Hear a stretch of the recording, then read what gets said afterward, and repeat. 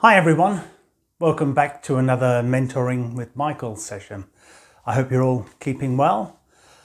Look, just when it seemed like things were getting better, Victoria has all these episodes. They closed down the borders again. They've closed down the border between Queensland and New South Wales.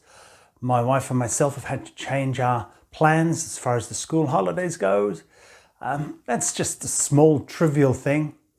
But it's an indication that a lot of people's lives are actually being impacted by this COVID-19 situation, not just the people who have either got it or recovering from it or still are worried about other people who potentially might get it or in fact do have it. So let me touch upon this word that I just mentioned there, worry, because a lot of people are talking to me about they're worried about what the future holds. Well, listen, if we come back to the present moment, and we reflect for a minute, I think you'll see that it wasn't that long ago, perhaps 8 or 9 months ago, that we had an Australia that wasn't dealing with a COVID-19 situation. And perhaps in another 8 or 9 months' time, the COVID-19 situation will be behind us and we'll be getting on with our lives again.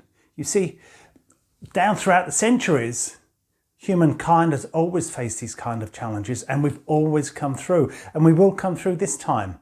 But we have the option to either go through this or to grow through this. And what I mean by that is, if you're going through this, then your mind will be robbing you of your happiness, your joy, your contentment right now, because it's running around, monkey mind I think they call it in the East, it's running around looking for copious reasons to be unhappy, to be sad, to be worried, to be angry, to be afraid.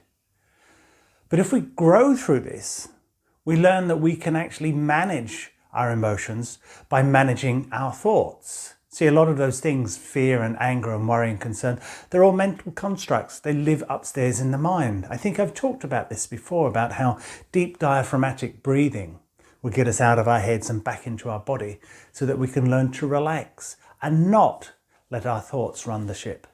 You see, if you look at the Native American tribes, they had this, I think it was the Cherokees who had this wonderful saying, this story of the grandfather who was talking to his grandson.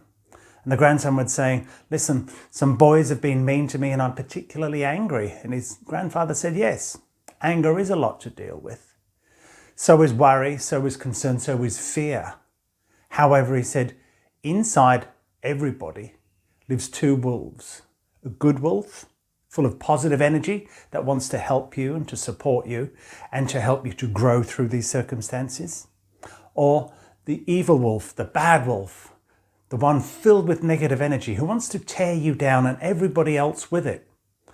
And that wolf is fighting the good wolf all of the time throughout all of our lives.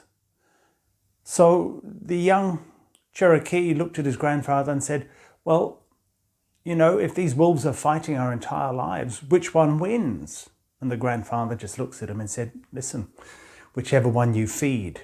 You see, we feed that negative energy with our fear, worry and concern, so it doesn't serve us. We need to get out of our minds, back into our bodies.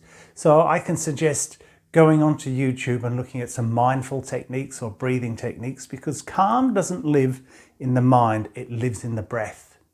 So when we breathe, get back into our bodies, we can suspend the worry and concern. Listen, our problems will be there. They'll still be there waiting for us, but we just don't have to dwell upon them.